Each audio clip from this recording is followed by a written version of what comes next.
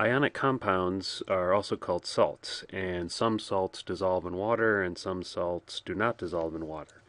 So we're going to use table 4.2 from the textbook to determine which salts are soluble and which salts are insoluble.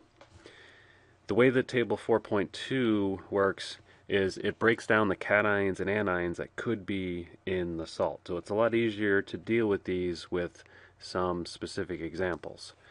So for example, let's say we're looking at copper 2 nitrate.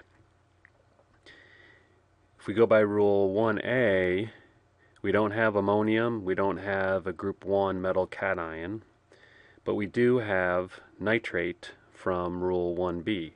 And so if it contains nitrate, it's soluble, which means it will dissolve in water, so the phase will be written as aqueous.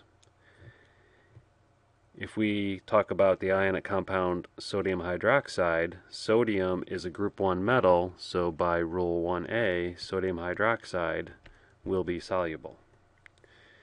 If we have copper 2 hydroxide, rule 1A doesn't help us and rule 1B doesn't help us. So if we look at rule number 2, we don't have these anions.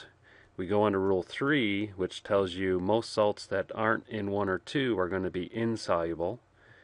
But there are some exceptions, but copper is not one of the exceptions. So that means by rule number 3, we can say that copper 2 hydroxide is insoluble, meaning it will not dissolve in water, and so the phase will be solid.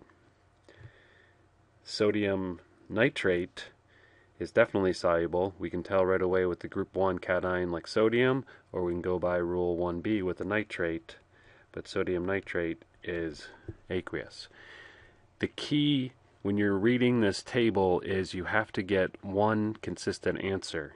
It's impossible to read this table correctly and get one answer for the cation and one answer for the anion that's different.